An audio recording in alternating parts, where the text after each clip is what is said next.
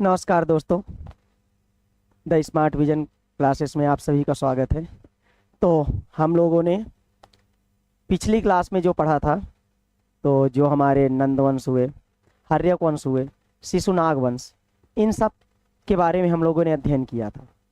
लेकिन इसी के साथ ही हमारे यहाँ पर विदेशी आक्रमण, फॉरेन इन्वेडर आ रहे थे और धीरे धीरे जो फॉरेन इन्वेडर हैं भारत के उन हिस्सों पर आक्रमण कर रहे थे जो छोटे छोटे प्रांतों पर, छोटे छोटे भागों पर विभाजित हो चुके थे।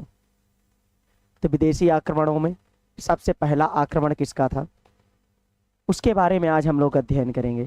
तो एक बार आप लोग क्लास को शेयर कर दीजिए ताकि ज़्यादा से ज़्यादा लोग जुड़ सकें। तो आप लोग क्लास को शेयर कर दीजिए एक बार। Ayushi Pandey, good evening. आप लोग क्लास को शेयर कर दीजिए। ये जो समय काल था, ये समय काल जिस समय उत्तर पूर्व की राजनैतिक दशाएं, जो राजनैतिक दशाएं हैं, पूरी तरीके से किस चीज़ के लिए आमंत्रण दे रही थी कि बाहरी लोग आकर के आक्रमण कर सके, क्योंकि ये आपस में ही गृह युद्ध में उलझे हुए थे, सारे छोटे छोटे राज्य में बटे थे और यहाँ पर पूरा अराजकता फैली हुई थी, सारी चीज़ें अव्यवस्थित थी। तो यहाँ पर सबसे पहले आपका जो आक्रमण होता है पारसीक आक्रमण होता है। पारसीकों में हकमनी साम्राज्य यहाँ पर पहले आक्रमण करता है। यह आपका ईरान में, जो आपका मध्य एशिया माना जाता है, ईरान के इन्वेडर थे। तबीयत सही है? अब आवाज़ सही से आ रही है? अब आपको आवाज़ सही से आ रही है? तो एक बार आप लोग क्लास को शेयर कर दीजिए, ज़्यादा से ज़्यादा लोगों को आप लोग क्लास को शेयर कर दीजिए। तो ये जो क्षेत्र है, इसमें आपके गंधार हो गया, कंबोज हो गया, मद्र हो गया, ये सारे जो पश्चिमोत्तर क्षेत्र थे, भारत के पश्चिमोत्तर क्षेत्र, ये छोटे छोटे पार्ट में डिवाइड थे, छोटी छोटी जगहों पर ये डिवाइड थे। तो यही कारण हुआ जो कि यहाँ पर विदेशी आक्रमणकारी जो कि यहाँ पर हमला किए। पहला आक्रमणकारी कौन था? तो आपका हकमनी साम्राज्य का साइरस द्वितीय पहला आक्रमणकारी कौन था? साइरस द्वितीय। और ये कब आता है आपके? तो 558 ईसा पूर्व में। तो देखिए, विदेशी आक्रमण, जो आपका पहला विदेशी आक्रमण होता है, उसके बारे में हम लोग देख लेते हैं। तो पहला विदेशी आक्रमण जो होता है वो पारसीकों के द्वारा होता है। पारसीकों ने 6वीं शताब्दी ईसा पूर्व के मध्य इन लोगों ने आक्रमण किया और इस राजवंश का हकमनी साम्राज्य कैसे नाम पड़ा? क्योंकि इसका जो हकमनी साम्राज्य का नाम किस तरीके से पड़ा, हकमनी, तो इसका जो संस्थापक था उसका क्या नाम था? तो उसका नाम था हखामनिस। क्या नाम था उसका? हखामनिस। इसी के नाम पर हकमनी राज्य का नाम पड़ा। उसके अलावा अगर देखा जाए तो उसके अलावा इसका जो वास्तविक संस्थापक माना जाता है, तो वास्तविक संस्थापक के बारे में अगर आप लोग जानते हैं तो वास्तविक संस्थापक कौन था? कुरुप, जिसको हम कुरुस नाम से भी जानते हैं। क्या नाम से? तो कुरुस नाम से भी जानते हैं और इसको हम साइरस द्वितीय बोलते हैं। इसकी एक पुस्तक का नाम मिलता है जेनोफोन, इसी के साथ आता है, जो क्लासिकल राइटरों में आते हैं, जो रोमन के राइटर हैं, उनमें आपका जेनोफोन आता है। इसकी साइरोपेडिया पुस्तक कौन सी आपकी? साइरोपेडिया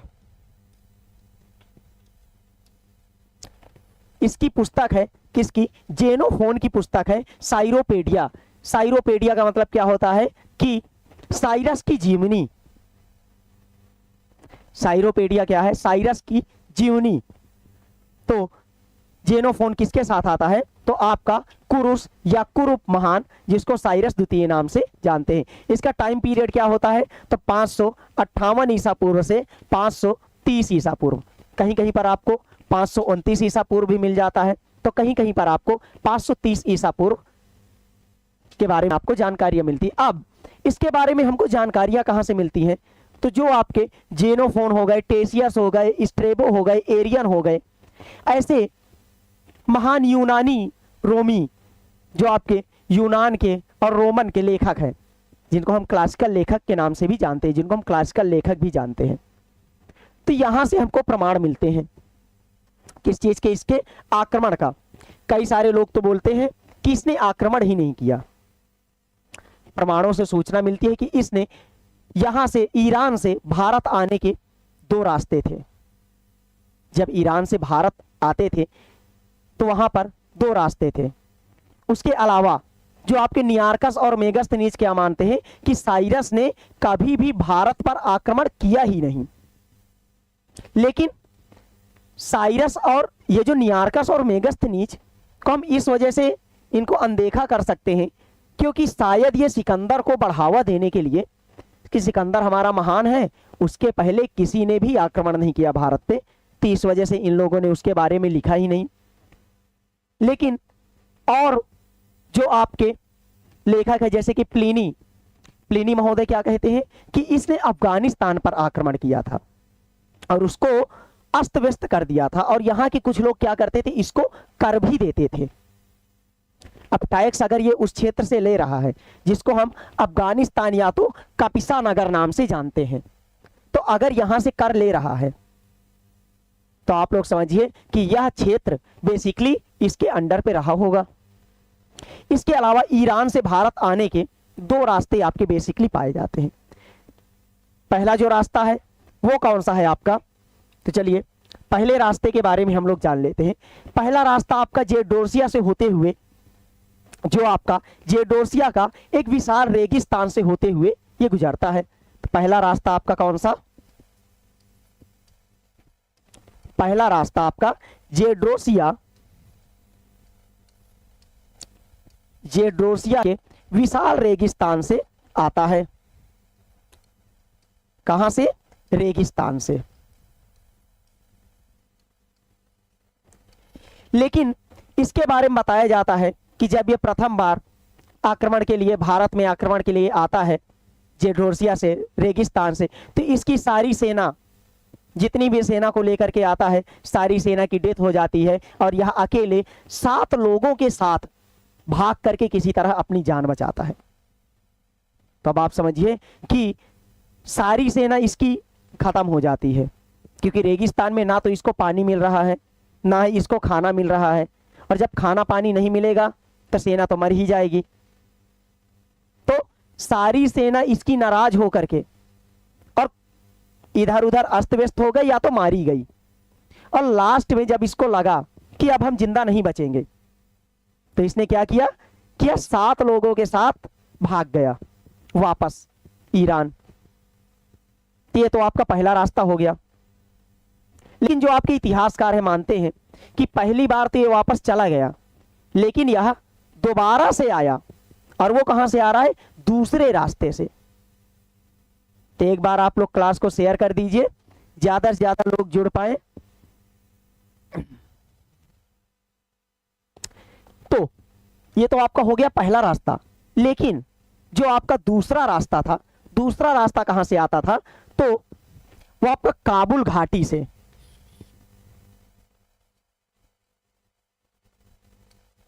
दूसरा रास्ता कहां से था? जो आपकी काबुल घाटी, बैक्ट्रिया, काबुल घाटी से होते हुए आता था, और यहीं से आपका सिकंदर भी आया था।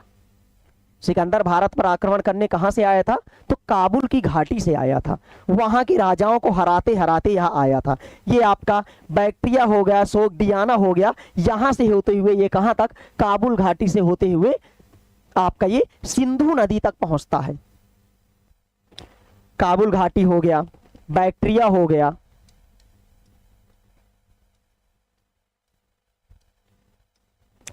कहां तक आता है ये? काबुल घाटी से सिंधु तक, सिंधु नदी तक। आपको सिंधु नदी के बारे में पता होगा कि सिंधु नदी मानसरोवर झील से निकल करके, और ये कहां से होकर के कहां तक जाती है, तो मानसरोवर झील से निकल करके आपके जम्मू कश्मीर में प्रवेश होती है, और जम्मू कश्मीर से पंजाब से होते हुए ये पाकिस्तान के क्षेत्र में जो आपका आधुनिक टाइम में पाकिस्तान है, पाकिस्तान से होते हुए कराची से ये अरब सागर में गिर जाती है। आपको ये चीजें पता होंगी। तो उसके अलावा आगे हम देखते हैं कि एरियन के अनुसार सिंध तथा काबुल नदियों के बीच स्थित भारतीय राज्यों, जिनको क्या बोला है, अष्टक व अस्मक, ने साइरस को कर दिया था। अब देखें, इन लोगों ने अगर टैक्स दिया है तो जाहिर सी बात है कि ये जो क्षेत्र हैं यह इसके अधीन रहे होंगे, क्योंकि जब तक वो अधीन नहीं रहे होंगे तब तक वो टैक्स देंगे ही नहीं। उसके अलावा जो जेनोफोन है, जेनोफोन इसी के टाइम का राइटर था। साइरोडेपिया में क्या लिखता है कि साइरस ने बैक्ट्रियनों तथा भारतीयों को जीतकर विशाल साम्राज्य के अधीन कर लिया था। जेनोफोन क्या बता रहा है कि इसने बैक्ट्रियनों, जो बैक्ट्रिया साम्राज्य है, उसको जीत करके और भारतीयों को जीत करके, जो आपके भारत के पश्चिमोत्तर क्षेत्र हैं, उनको जीत करके इसने विशाल साम्राज्य के अंतर्गत कर लिया। इसका साम्राज्य क्या था, बहुत बड़ा इसका साम्राज्य था। तो उसके अंतर्गत किसको कर लिया, इन सारे क्षेत्रों को उसके अंतर्गत कर लिया। चलिए आगे देखते हैं। इसके बाद से अगर इसके बाद देखा जाए तो अगला जो आता है आपका दारा प्रथम के बारे में हम लोग जानते हैं, लेकिन दारा प्रथम पहले जो इसका बेटा हुआ वो बहुत ही कम उम्र में मारा गया। और एक बार आप लोग क्लास को शेयर कर दीजिए, ज्यादा से ज्यादा लोगों को आप लोग शेयर कर दीजिए, क्लास को आप लोग शेयर करते रहिए।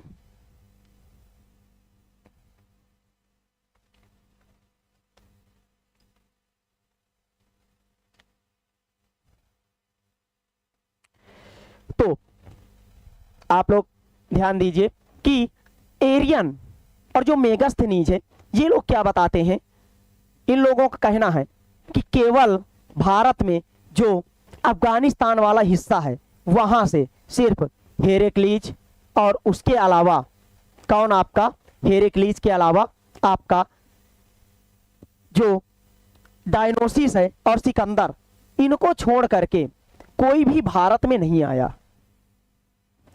हेरोक्लीज हो गया, डायनोसिस हो गया, और दूसरा आपका कौन सा, सिकंदर। इन तीनों के बारे में बस वर्णन मिलता है। उसके अलावा अगर देखा जाए तो प्लिनी ने क्या बताया कि इसने जीता था, और जो साइरस के बारे में बताया जाता है कि इसने कभी भी स्वयं आकर के भारत में आक्रमण नहीं किया। जो आपका पूर्वी क्षेत्र है, ईरान का जो पूर्वी क्षेत्र है, वहां से स्वयं कभी भी भारत में आकर के आक्रमण नहीं किया। इसने क्षयार्स के सैनिकों को भाड़े पर लेकर के भारत में आक्रमण किया था। तो क्या कर रहा है कि ये सैनिकों को भाड़े में ले रहा है और सैनिकों को भाड़े में लेकर के आक्रमण कर रहा है। उसके बाद जो साइरस की मृत्यु होती है तो कैस्पियन क्षेत्र में होती है। कैस्पियन के जो डरबाइक नामक पूर्वी जनजाति थी, कौन सी, डरबाइक नामक पूर्वी जनजाति थी, उसके साथ युद्ध करते हुए इसकी मृत्यु हो जाती है। तो एक बार आप लोग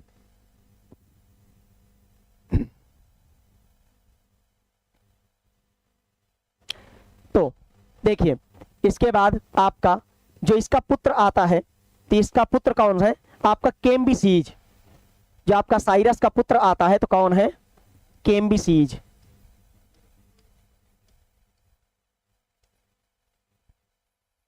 इसके पुत्र का नाम क्या था, केम्बिसीज। केम्बिसीज राजा बनता है, लेकिन यह अपने क्षेत्र को बचा करके तो रखता है, लेकिन उसको पूरी तरीके से बढ़ाने का कार्य नहीं करता है। उसके पश्चात फिर दारा प्रथम आता है। कौन, आपका दारा प्रथम, 522 ईसा पूर्व से 486 ईसा पूर्व तक। अब इसके टाइम पीरियड के हमको बहुत सारे प्रमाण मिलते हैं। एक तो सबसे बड़े जो प्रमाण मिलते हैं, तो इसके टाइम पीरियड के हमको 3 अभिलेख मिलते हैं। एक आपका बेहिस्तून अभिलेख, जो कि आपका 519 से 522 ईसा पूर्व के बीच का है। दूसरा आपका जो प्राप्त होता है तो पारसीपोलिया का अभिलेख।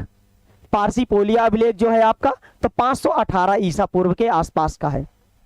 और फिर उसके बाद नक्शे रुस्तम अभिलेख, जो कि आपका पारसीपोलिया शहर पर ही था। पारसीपोलिया इनकी राजधानी भी थी। किनकी राजधानी मित्रों? तो यह राजधानी थी आपकी जो पर्शियन थे, हकमनी साम्राज्य की राजधानी भी आपकी पारसीपोलिया थी। नक्शे रुस्तम, ये 3 अभिलेखों की जानकारी जब इनको हम लोग अध्ययन करते हैं तो दारा प्रथम के बारे में हमको उल्लेख मिलता है कि दारा प्रथम ने भारत पर आक्रमण किया था। बेहिस्तून अभिलेख में दारा प्रथम के 23 प्रांतों का उल्लेख मिलता है, जिसमें आपके सतगु और गदर, सतगु क्या है आपका जो सप्त सिंधु का क्षेत्र है, जिसको आप पंजाब का क्षेत्र भी कहते हैं, और गदर आपका गंधार, इन क्षेत्रों का वर्णन हमको प्राप्त होता है। उसके अलावा हरवती हो गया जो आपका अफगानिस्तान का क्षेत्र, मका जिसको बलूचिस्तान का मकरान तट, इन सारे क्षेत्रों का भी वर्णन हमको प्राप्त होता है।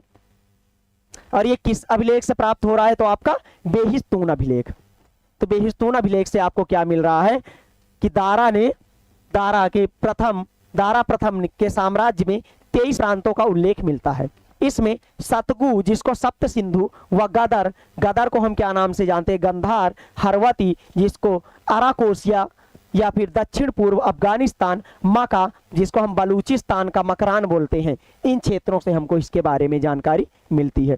उसके बाद से दूसरा जो आपका पारसीपोलिस या हमदान अभिलेख, क्या बोला जाता है इसको? पारसीपोलिस या हमदान अभिलेख। इसके बारे और नक्शे रुस्तम, इन दोनों अभिलेखों में हमको क्या प्राप्त होता है कि गदर के साथ हिंदू, जिसको आप सिंधु नदी के आसपास का जो क्षेत्र है, हिंदू का उल्लेख भी मिलता है। और अभिलेखीय साक्ष्यों से स्पष्ट होता है कि 518 से 515 ईसा पूर्व के मध्य दारा प्रथम ने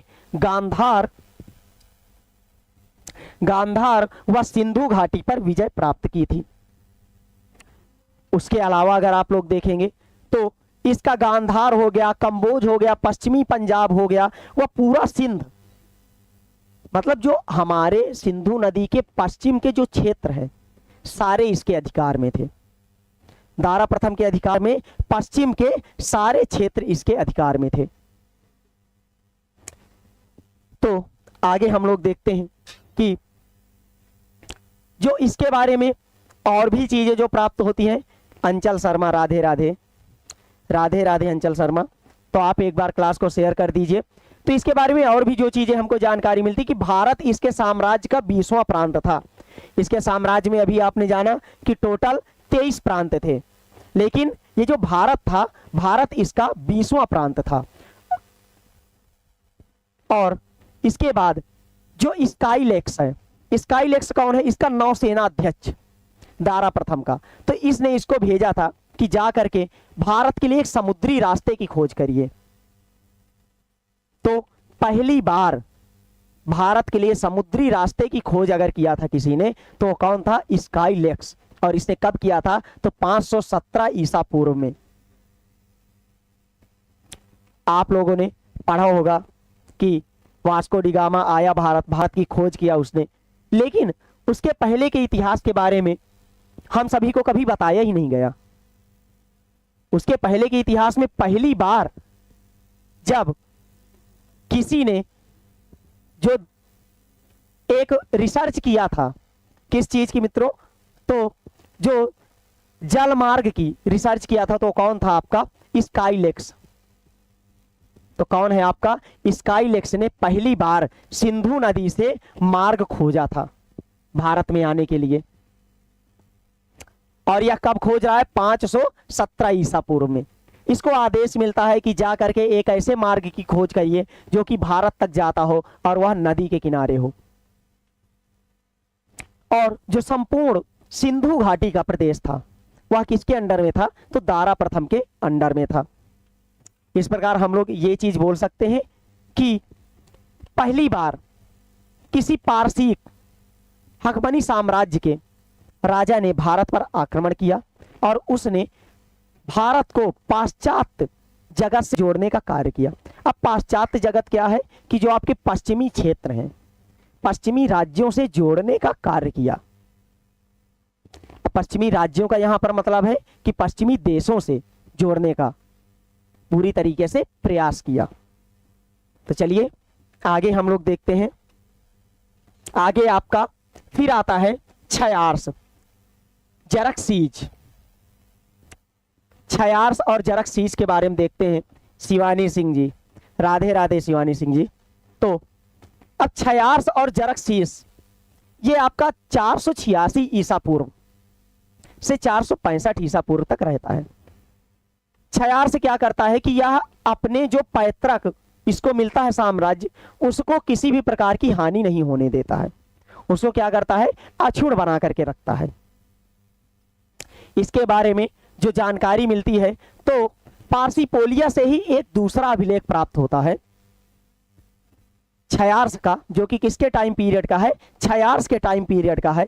पार्सिपोलिया का एक अभिलेख प्राप्त होता है जिनमें 3 प्रदेशों का वर्णन मिलता है, जिसमें आपका सतगु हो गया, सिंध हो गया और उसके अलावा आपका गंधार हो गया। तो आपके गंधार, सतगु और सिंध, इन 3 के बारे में उल्लेख प्राप्त होता है। तो ये भी आपका पार्सिपोलिया में है। और पार्सिपोलिस क्या है, इनकी राजधानी थी। किनकी, तो ये आपकी जो पारसीक थे, हकमनी साम्राज्य की राजधानी कौन सी थी आपकी, तो पार्सिपोलिस आपकी राजधानी थी। और इसका एक द्वितीय अभिलेख में भारत के 3 प्रदेशों गंधार हो गया, सतगु हो गया, सिंध का स्पष्ट उल्लेख दिखाई देता है। उसके अलावा पहली बार अगर किसी शासक ने भारतीय सैनिकों को भर्ती किया, इन्होंने पहली बार ऐसा किया कि जब इनका यूनान के साथ युद्ध हुआ, सिकंदर के साथ इसका युद्ध होता है, और उस टाइम पे यह भर्ती करता है भारतीय लोगों को, भारतीय सैनिकों को भर्ती करने का कार्य करता है अपनी सेना में। और इनको अलग से सूती वस्त्र दिए जाते हैं। क्या होता है, भारतीय सैनिकों के लिए सूती वस्त्र दिए जाते हैं। और उनके कंधों पर जो आपका हेरोडोटस, जिसको आप इतिहास का पिता बोलते हैं, हेरोडोटस, हेरोडोटस बताता है कि भारतीय सैनिकों के सूती वस्त्र थे और उनसे वह बहुत प्रभावित हुआ था हेरोडोटस। और उनके कंधों पर बांस की कमानियां तथा लौ फलक के तीर थे। मतलब भारत के लोग क्या प्रयोग करते थे, धनुष बाण और लौ फलक के तीर, बड़ी बड़ी कमानियां और लोहे की तीरों का प्रयोग ये लोग करते थे। तो आप लोग देखिए यहां पर कि यूनान के खिलाफ जब इनका युद्ध होता है, सिकंदर से इसका युद्ध होता है क्षयार्स का, किसके साथ, सिकंदर के साथ इसका युद्ध होता है। इसको हम जरक्सीस नाम से भी जानते हैं। तो उसने क्या किया, भारतीय प्रदेशों गांधार व सिंध से सैनिकों को भर्ती किया। तो यह पहली बार हो रहा है कि किसी ने आकर के भारतीय लोगों को भर्ती करने का कार्य किया। उसके अलावा अगर देखा जाए तो हेरोडोटस, जिसको हम इतिहास का पिता भी बोलते हैं, हेरोडोटस की पुस्तक का नाम आप लोग कमेंट सेक्शन में बताइए। कमेंट सेक्शन में आप लोग हेरोडोटस की पुस्तक का नाम बताइए। तो भारतीय सैनिकों के कैसे वस्त्र थे, तो सूती वस्त्र थे। उसके अलावा उनके कंधों पर धनुष, बांस की कमानियां तथा लौ फलक के तीर थे। क्षयार्स प्रथम विदेशी शासक था जिसने अपनी सेना में भारतीयों को भर्ती किया था। तो पहला ऐसा विदेशी शासक था जिसने भारतीयों को भर्ती करने का कार्य किया।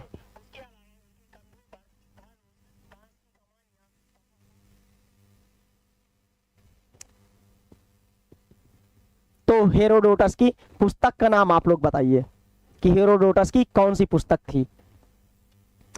आगे हम देखते हैं कि जैसे ही इसकी मृत्यु होती है क्षयार्स की, जब इसका युद्ध होता है सिकंदर के साथ और इसकी मृत्यु होती है, तो इसके पश्चात जो इसका पुत्र होता है वह राजा बनता है।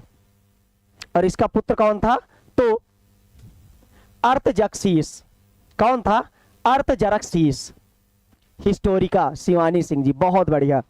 तो इसका उत्तराधिकारी कौन होता है, अर्थजरक्सीस प्रथम। और इसका जो समकालीन इतिहासकार था वो कौन था, हेरोडोटस।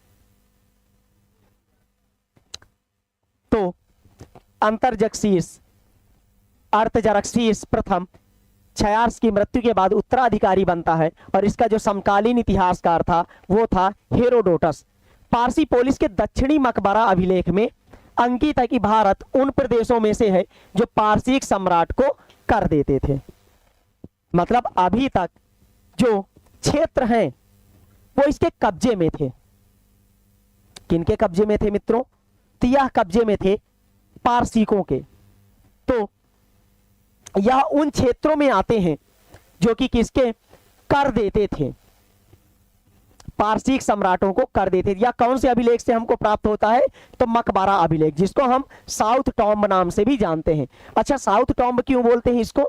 क्योंकि यह पारसी पोलिस जो है उसके दक्षिणी भाग में है, इसीलिए इसको हम साउथ टॉम्ब नाम से भी जानते हैं। उसके अलावा अगर देखा जाए तो इसके बारे में बताया जाता है कि इसको जिन राजाओं ने उपहार भेजे थे, भारत में उपस्थित जिन जिन राजाओं ने इसको उपहार भेजा था, तो इसने उन उपहारों को स्वयं देखा था। बहुत बड़ी बात होती है कि कोई अगर उपहार भेज रहा है तो स्वयं उसका निरीक्षण कर रहा है, स्वयं उन उपहारों को देख रहे हैं। तो उसके अलावा अर्थजरक्सीस द्वितीय के समकालीन ईरानी राजवैद कौन थे? टेसियस। ईरानी राजवैद कौन थे? तो टेसियस थे। इनके कौन थे? समकालीन थे अर्थजरक्सीस द्वितीय के।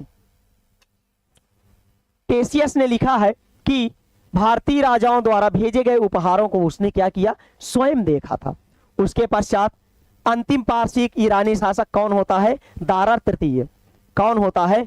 दारा तृतीय अंतिम शासक होता है। उसके पश्चात जो एरियन का विवरण मिलता है, तो एरियन के अनुसार दारा तृतीय के आह्वान पर यूनानी सम्राट सिकंदर के विरुद्ध अरबेला गोगामेला के युद्ध में सिंधु के समीपवर्ती क्षेत्रों से सैनिकों ने उसकी मदद की। इस युद्ध में सिकंदर ने दारा तृतीय को बुरी तरीके से परास्त कर दिया। तो यहां पर अब इसका युद्ध होता है सिकंदर के साथ, और सिकंदर के साथ युद्ध होने के पश्चात दारा तृतीय की मृत्यु हो जाती है। और इसमें एरियन उल्लेख करता है कि जो सिंधु नदी के आसपास के क्षेत्र थे वहां के भारतीय सैनिकों ने इसकी मदद की थी। किसकी मित्रों? तो आपके दारा तृतीय की। लेकिन फिर भी सिकंदर की जीत होती है और सिकंदर इसकी हत्या कर देता है।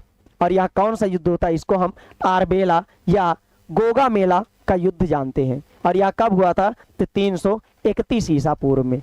कब हो रहा है? तो 331 ईसा पूर्व में यह युद्ध हो रहा है।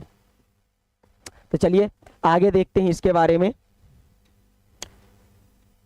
जो पारसीक थे, पारसीकों का संपर्क जब हुआ तो पारसीकों के संपर्क से क्या क्या प्रभाव पड़ा, भारतीय राजनीतिक व्यवस्थाओं पर क्या क्या प्रभाव पड़ रहा है, तो उसके बारे में एक बार देख लेते हैं।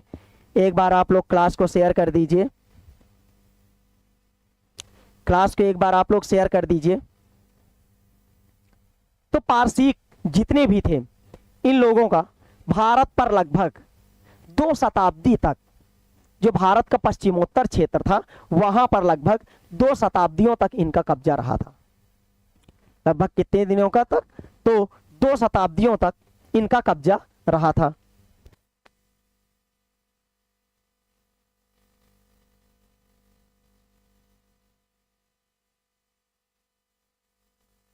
तो इसका लगभग 2 शताब्दियों तक भारत में कब्जा था। उसके पश्चात जो पारसीक पद चिन्ह हैं, उन्हीं पर कई सारे इतिहासकार मानते हैं कि जो पारसीक पद चिन्ह थे उन्हीं को देखते हुए आगे चल के और भी जो साम्राज्य हुए, शक हो गए, पहलव हो गए, यूनानी हो गए, इन सब लोगों ने भारत पर आक्रमण किया। इन सारे साम्राज्यों ने क्या किया? भारत पर आक्रमण किया। तो आपके यूनानी हो गए, बाक्ती हो गए, शक, पहलव आदि ने इस भाग पर आक्रमण किया। और अगर सांस्कृतिक दृष्टि से देखा जाए तो सांस्कृतिक दृष्टि से जो हमको जानकारियां मिलती हैं तो इनके प्रभाव हम पर पड़े हैं कि पारसिक संपर्क से भारत व पश्चिमी एशिया के मध्य सांस्कृतिक आदान प्रदान हुआ था। अगर इनके प्रभाव का सांस्कृतिक दृष्टिकोण देखा जाए तो इनके प्रभाव से जो आपके मध्य सांस्कृतिक का आदान प्रदान हुआ था। उसके अलावा आर एस शर्मा के अनुसार यूनानियों को पारसीकों से ही भारत विजय की प्रेरणा प्राप्त हुई और स्काईलैक्स ने भारत के पश्चिमी देशों तक एक समुद्री मार्ग की खोज की। यह सबसे बड़ी खोज थी और यह सबसे बड़ा प्रभाव था कि इसने समुद्री मार्ग की खोज की। इसके अलावा अगर देखा जाए तो इसके सिक्कों के बारे में हमको जानकारियां मिलती हैं, जो कि हमको जो पारसीक प्रभाव के बाद जो सिक्के चले तो कुछ सोने के सिक्के थे, कुछ उसके बाद से चांदी के सिक्के थे, तो उनके बारे में जो जानकारियां मिलती हैं तो चांदी के सिक्के आपके 86.5 ग्रेन के, कितने आपके, तो 86.5 ग्रेन के चलते थे, 86.5 ग्रेन के ये सिक्के चांदी के चलते थे। और जो सोने के सिक्के चलते थे तो वो आपके 130 ग्रेन के। सोने के सिक्के कितने ग्रेन के चलते थे, तो 130 ग्रेन के। और जो आपके ये सिक्के हैं ईरानी सिक्के, ईरानी सिक्कों को, जो चांदी के सिक्के थे, तो चांदी के सिक्के को हम क्या जानते हैं, सिग्लोई या साइकल्स नाम से। क्या नाम से, सिग्लोई। यह आपका क्वेश्चन बहुत बार आया है कि सिग्लोई किनके द्वारा चलाए गए थे, या किनके द्वारा, ईरानियों के द्वारा, पारसीकों के द्वारा चलाए गए थे सिग्लोई। और जो सोने के सिक्के होते हैं इनको हम क्या नाम से, डेरिक नाम से जानते हैं। क्या नाम से, तो डेरिक नाम से जानते हैं। इसके बाद भारत में यूनानी आक्रमण के बारे में हम लोग जानते हैं। जैसे ही आपके पारसीकों का प्रभाव खत्म होता है, पारसीक आक्रमण खत्म होता है, उसके पश्चात, बहुत बढ़िया शिवानी जी, आप लोग ऐसे ही क्लास को शेयर करते रहिए ताकि ज्यादा से ज्यादा लोग जुड़ते रहें। तो इसके बाद आगे हम लोग देखेंगे किसके बारे में, तो आपके यूनानी आक्रमण के बारे में हम लोग जानते हैं। अच्छा, यूनानी आक्रमण पहली बार जो करता है तो हम लोग जानते हैं सिकंदर। तो भारतवासी क्या करते हैं, यूनान से प्राचीन काल से ही परिचित थे और ये लोग यूनानियों को क्या कहते थे, योन नाम से जानते थे। यूनानियों को क्या नाम से जानते थे, योन नाम से कहते थे। भारत पर सिकंदर महान का दूसरा विदेशी आक्रमण था जो कि पूरी तरीके से सफल हुआ और पहला यूरोपीय आक्रमण था। कौन था, प्रथम यूरोपीय आक्रमण, क्योंकि सिकंदर आपका यूरोप से बिलोंग करता था, यूनान से। यूनान कहाँ है आपका, यूरोप में है। क्या कहां से बिलोंग करता था, तो यूनान से बिलोंग करता था।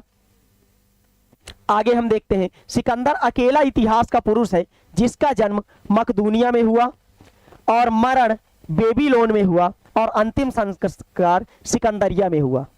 अब समझिए कि अलग अलग तीन घटनाएं अलग अलग तीन कॉन्टिनेंट में हो रही हैं। जैसे कि इसका जन्म हुआ मकदूनिया में जो कि यूरोप में है, मृत्यु हो रही है बेबीलोन में, कहां पर है ये, एशिया में। उसके बाद इसका जो अंतिम संस्कार है वो कहां हो रहा है, अफ्रीका में। तो समझिए कि तीनों जो घटनाएं हैं इसके अलग अलग कॉन्टिनेंट में ही हो रही हैं। सिकंदर का जन्म कहां हुआ आपका, यूरोप में, मृत्यु हो रही है एशिया में और अंतिम संस्कार हो रहा है अफ्रीका में। तो उसके अलावा अगर देखा जाए तो सिकंदर मैसिडोन के क्षत्रप फिलिप द्वितीय का पुत्र था। किसका पुत्र था, तो फिलिप द्वितीय का पुत्र था। और अगर देखा जाए तो 359 ईसा पूर्व से 336 फिलिप द्वितीय ने शासन किया था। अच्छा, क्षत्रप क्या होता है, क्षत्रप के बारे में अगर जान लिया जाए तो जैसे भारत में गवर्नर के रूप में नियुक्त किया जाता है, ऐसे यूनान में क्षत्रप के रूप में भी नियुक्त किए जाते थे। आप लोग अभी तक गवर्नर जानते थे कि जो राज्यपाल होते हैं, जो गवर्नर के रूप में, राज्यपाल के रूप में, जिसको हम उपराजा भी बोलते हैं, नियुक्त कर दिया जाता था। लेकिन ईरान और यूनान में क्षत्रप नाम से इनको क्या दी जाती थी, एक जो उपाधि है, उपाधि दी जाती थी, एक पद दिया जाता था। उसके अलावा यह 20 वर्ष की अल्पायु में ही शासक बन गया था। तो सिकंदर कितने साल की अल्पायु में शासक बन गया था? तो यह 20 साल में ही राजा बन गया था।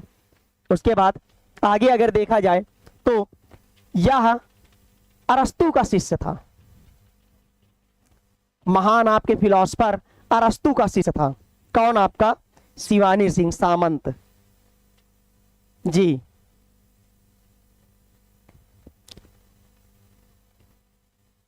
तो उसके अलावा अगर आगे देखा जाए तो यह किसका? महान दार्शनिक आपके अरस्तु है, अरस्तु का शिष्य था।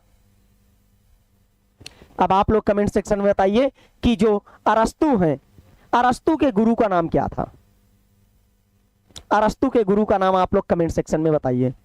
तो आगे अगर हम देखें तो सिकंदर व ईरानी सम्राट दारा तृतीय के मध्य 331 ईसा पूर्व में अरबेला या गोगामेला का युद्ध हुआ था, जिसमें ईरान की तरफ से भारतीय सेना का नेतृत्व किसने किया था? बीसस ने किया था। हमने अभी आपको बताया था कि जो आपका ईरान का सम्राट था दारा तृतीय, दारा तृतीय के साथ पहला इनका युद्ध होता है। कहां पर आपका? तो ये आपका अरबेला या गोगा मेला, और यहां पर भारतीय सेना का नेतृत्व बीसस करता है। कौन कर रहा है भारतीय सेना का नेतृत्व? तो बीसस यहां पर भारतीय सेना का नेतृत्व करता है। और यहां पर जो ईरानी साम्राज्य पूरी तरीके से ध्वस्त हो जाता है,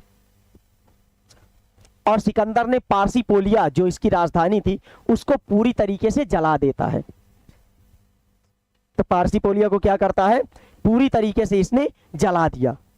और यहीं से यह कौन सी उपाधि धारण करता है? उसने ईरान का महान सम्राट की उपाधि धारण करता है। तो यहीं से यह कौन सी उपाधि धारण कर रहा है? तो ईरान का महान सम्राट की उपाधि। डॉक्टर हेमचंद्र राय चौधरी ने क्या बताया कि सिकंदर के समय पश्चिमोत्तर भारत में 28 स्वतंत्र राज्य थे। पश्चिमोत्तर भारत में आपके कितने स्वतंत्र राज्य थे? तो आपके 28 स्वतंत्र राज्य थे। अगर इन स्वतंत्र राज्यों की बात किया जाए तो इसमें आपका अस्मक हो गया, गौरी हो गया, उसके अलावा अगर देखा जाए तो अश्वक हो गया, नीसा हो गया, पुष्करवती हो गया, तक्षशिला हो गया, उर्सा, अभिसार, पुरु राज्य, यही सारे क्षेत्र थे जो कि इसके शासनकाल के दौरान 28 स्वतंत्र से क्षेत्रों का उल्लेख आपका डॉक्टर हेमचंद्र, कौन? आपके डॉक्टर हेमचंद्र राय चौधरी बताते हैं।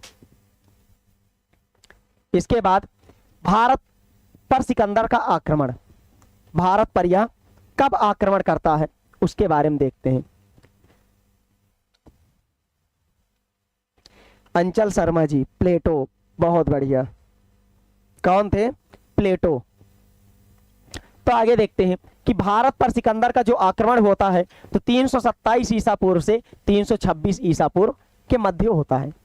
तो आगे इसमें देखा जाए तो हकमनी साम्राज्य के विनाश के पश्चात बल्ख, बैक्ट्रिया जिसको हम जानते हैं, अलेक्जेंड्रिया और जिसको हम आधुनिक कंधार नाम से जानते हैं, इन नगरों की स्थापना की। ये आपके दो नगर हैं, कौन कौन से? आपके बल्ख, बैक्ट्रिया और अलेक्जेंड्रिया, जिसको आधुनिक कंधार हम बोलते हैं। बल्ख से काबुल के मुख्य मार्ग से होते हुए उसने खैबर दर्रे से हिंदू कुश पर्वत को पार किया था। अब वो धीरे धीरे ईरान से भारत की तरफ प्रवेश हो रहा है। यह आ कहां से रहा है? यह आपका आ रहा है बल्ख से काबुल के मुख्य मार्ग से। यह बल्ख से निकलता है और काबुल के मुख्य मार्ग से होते हुए खैबर दर्रे से सिंधु नदी तक पहुंचता है, जो आपका हिंदू कुश पर्वत अफगानिस्तान में है, वहां तक ये पहुंचता है। तो कहां तक पहुंच रहा है मित्रों? तो यह हिंदू कुश पर्वत तक पहुंच रहा है। भारत की जो सीमाएं थी हिंदू कुश पर्वत तक विस्तृत थी।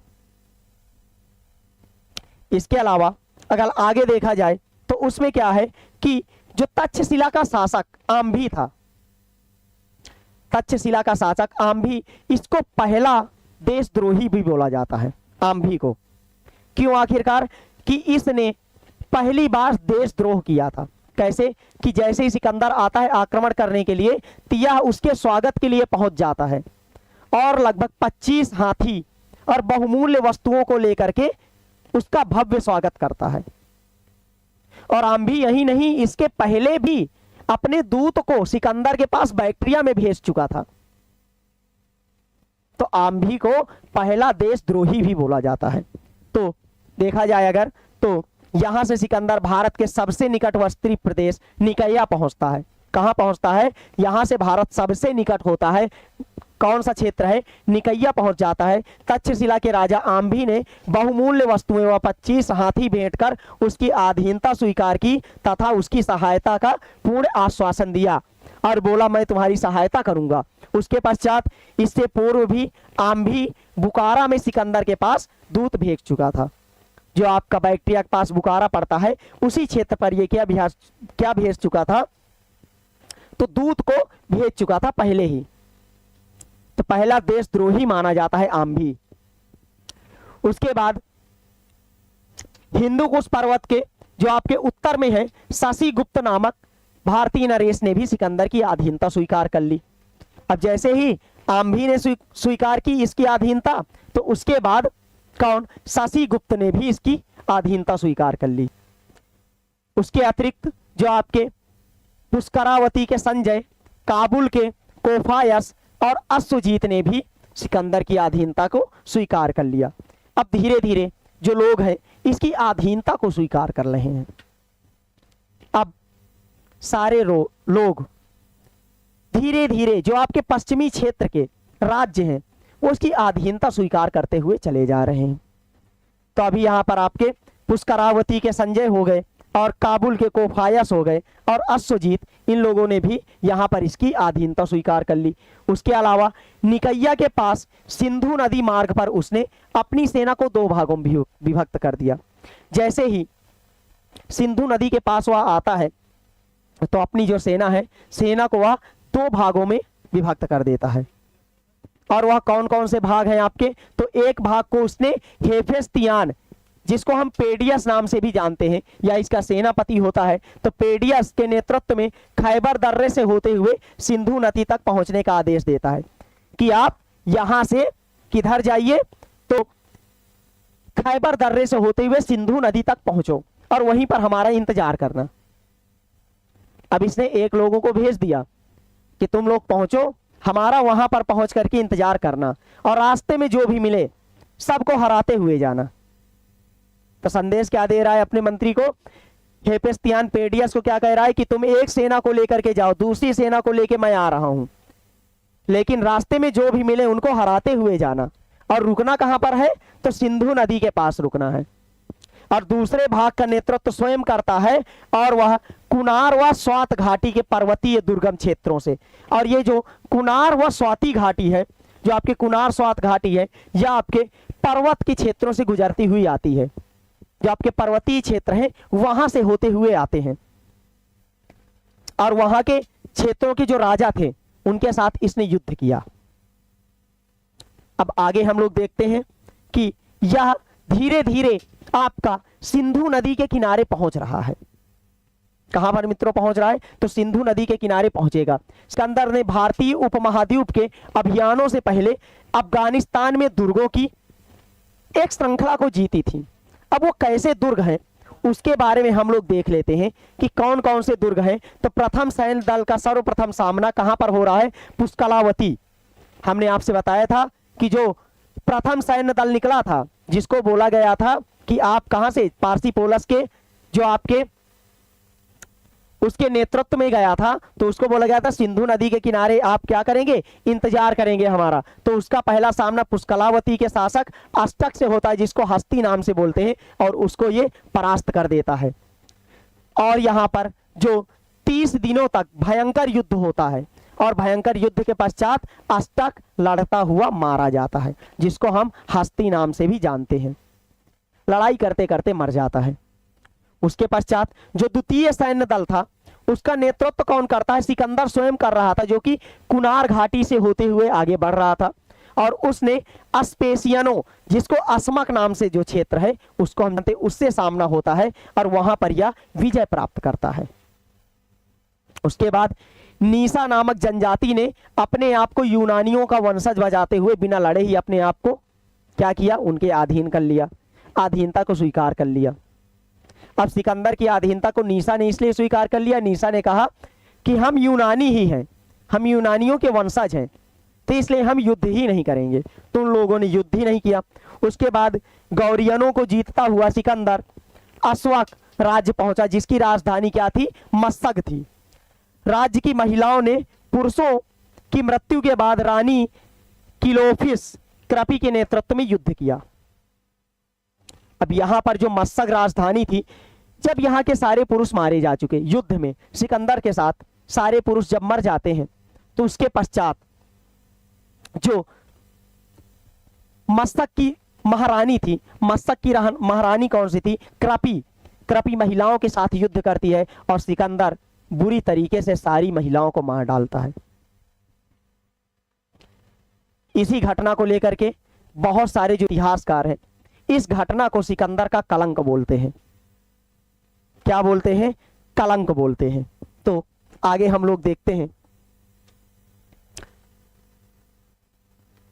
डियोडोरस तथा प्लूटार्क ने मस्सक की जो घटना थी उसकी क्या किया है, निंदा किया है और उसको क्या बोले, इस कृत्य को कलंक बोला गया है।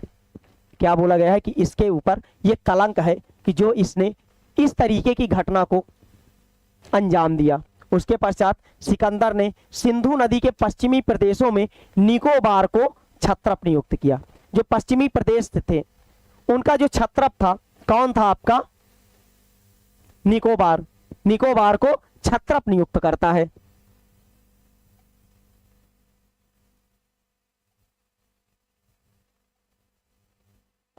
उसके बाद अगर देखा जाए तो सिंधु नदी को पार करने से पहले सिकंदर ने एओरनोस, कौन सा, एओरनोस का किला जीतता है। इस किले के बारे में बताया जाता है कि यह किला 6600 फीट ऊपर, 6600 फीट ऊपर चट्टान में बना हुआ था। और इसके बारे में एरियन कहता है कि स्वयं हेराक्लीज, हेराक्लीज किसको बोला गया है, श्री कृष्ण को बोला गया है। हेराक्लीज बोला किसको गया है, तो श्री कृष्ण को बोला गया है। और इसमें बताया गया है कि स्वयं हेराक्लीज भी इस किले को नष्ट नहीं कर पाए और सिकंदर ने इसको जीत लिया था। तो इसके बारे में जो मिलता है तो इसने, और इसका जो घेरा था वो 22 मील का था और इसको क्या किया, इसने जीत लिया। अब आर्नोस की पहचान वर्तमान में पीरसार व उनसार से की गई है। जो आपका आर्नोस क्षेत्र है इसकी पहचान किस क्षेत्र से की गई है, जो आपका आर्नोस की पीरसार व उनसार से। और यहाँ का शासक किसको नियुक्त करता है, शासीगुप्त को। शासीगुप्त पहले इसके अधीन अपनी अधीनता को स्वीकार कर चुका था। तो चलिए मित्रों, आज के लिए इतना ही। बाकी कल हम लोग जो अध्ययन करेंगे तो सिकंदर की आगे की जो लड़ाइयां हैं उसके बारे में हम लोग अध्ययन करेंगे। आगे जो इनकी और भी भारत में आक्रमण होते हैं, सिंधु नदी को, झेलम नदी को पार करके जब ये आक्रमण करता है उसके बारे में हम लोग अगली क्लास में अध्ययन करेंगे। तो चलिए कल मिलते हैं। आज के लिए इतना ही। धन्यवाद।